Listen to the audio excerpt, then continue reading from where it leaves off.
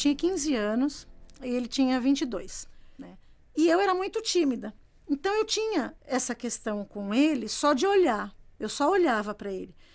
E ele era, assim, muito mais, na época, para mim, muito mais velho que eu. Foi um relacionamento meio que platônico, porque a gente nunca teve nenhuma relação a não ser os contatos de amizade, né? Não houve relacionamento de carinho, de afeto e muito menos sexual. Mas, enfim, a vida fez uma bifurcação aí, a gente nunca mais se encontrou. Eu tive um outro relacionamento, fui casada há 22 anos, com esse companheiro que eu tenho meus filhos. Hoje tenho um filho de 19 e uma de 12. Tivemos um reencontro depois desse período de 25 anos, onde ela já se apresentava uma pessoa casada. Eu estava num relacionamento com uma outra pessoa, né? E achava que eu gostaria de continuar com essa pessoa que eu estava, mas sentia que também tinha pela Fátima a mesma carga de amor que eu tinha por ela. Quando chegou nessa parte, eu não acreditava, né? Eu falei, você também acha que isso? Quer dizer, então aí foi em relação ao poliamor, em relação a ter... Porque eu falei assim, você não está casado, então? Ele falou, eu tive um relacionamento de 18 anos, mas agora eu tô saindo e tal. Eu falei, e você tem namorada? Ele falou, tenho. Umas namoradas. Eu falei, opa, então tá perto do que eu também tô achando, né? Eu amo duas pessoas e uma delas é meu marido. Eu vivo com ele há 12 anos. E o outro é um rolo que eu estou com ele já há 6 anos. Eu amo várias pessoas, mas ele não tem essa... Não diria nem necessidade, ele prefere ficar só comigo e pra ele tá bom. Nunca aconteceu de ele vir amar uma outra mulher, outro homem, não sei.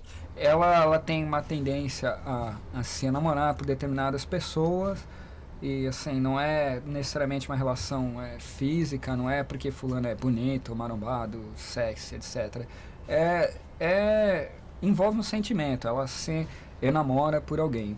E aí, nesse meio tempo, assim, não é necessariamente uma pessoa que me exclui, no sentido assim, é uma pessoa totalmente diferente do meu comportamento, do meu jeito de ser. Então, aí, nesse sentido, a gente acaba tendo um relacionamento de afetividade, trocando ideias, contatos, algo assim. Às vezes a gente dormia junto e pronto. Os três? Sim, os três. Os três. Sim, aí tem aquelas coisas, né? Um se sente mais, você tá dando mais atenção pra ele. Hoje eu te quero só pra mim, né? Então, fica só comigo, assim. Aí você tem que... Porque eles não tiveram um relacionamento sexual entre si, eles permaneceram amigos, mas não se envolveram. Então era meio Dona Flor e seus dois alguma coisa. E eu falei pra ele quando a gente começou a namorar. Eu falei pra ele, perguntei pra ele, pra você o que é traição? E comecei a conversar com ele. Ele não gostou muito da ideia no início, né? Mas eu não tava falando pra ele porque eu tava pedindo pra gente ser assim. Eu apenas falei o que eu achava sobre relacionamento, o que eu considerava ser ideal, vantagens e desvantagens. É uma conversa super racional, na verdade, né? Na época, ela estava meio que se relacionando com um cara. Aí quando o Cláudio viu como que eu tava com esse rapaz, ele meio que me roubou dele, assim, do outro. Só que eu nunca deixei de gostar do outro, né? Não, agora sim, né?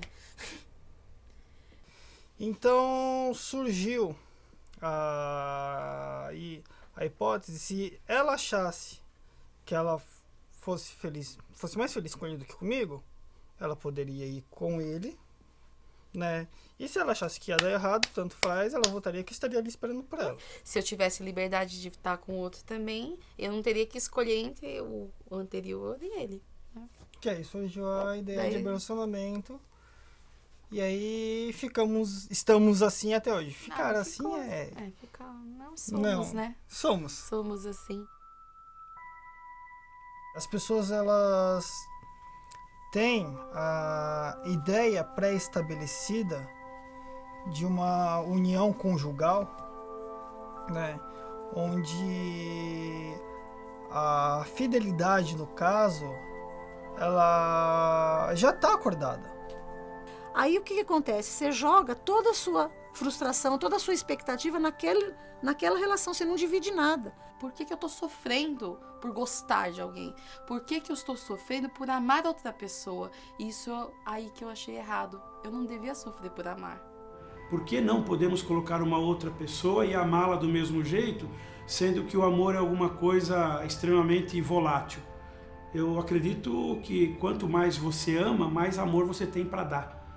Eu comecei a imaginar um relacionamento em que isso não seria problema, em que você poderia se relacionar com outras ou poder amar outras pessoas. Daí começou a minha ideia.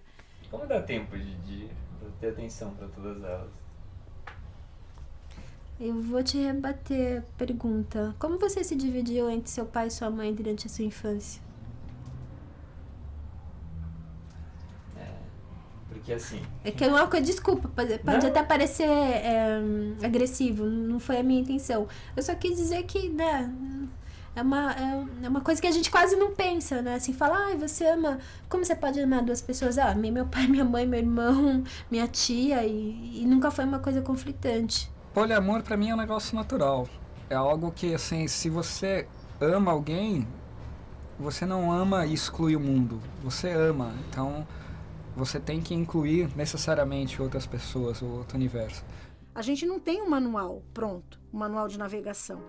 Não, o poliamor funciona desse jeito, a gente tem uma relação eu tenho uma relação com dois homens, ou ele tem uma relação com 2 ou 3 mulheres e funciona assim.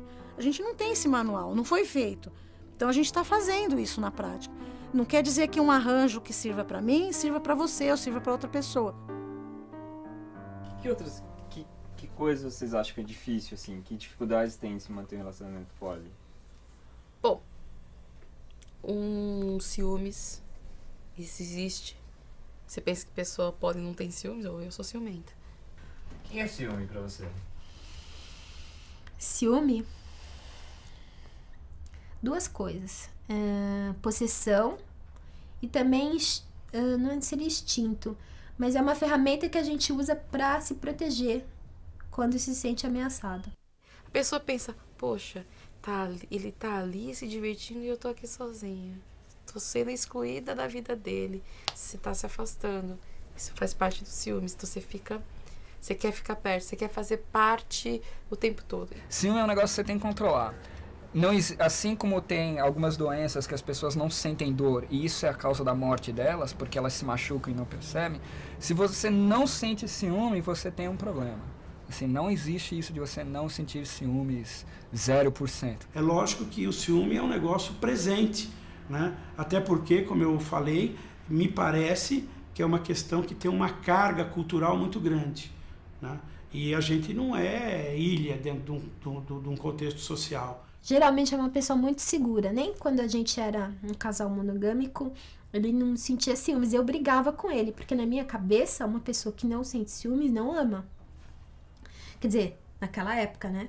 Eu acreditava piamente nisso. Brigava com ele. Como assim? Você não liga? E ele não ligava.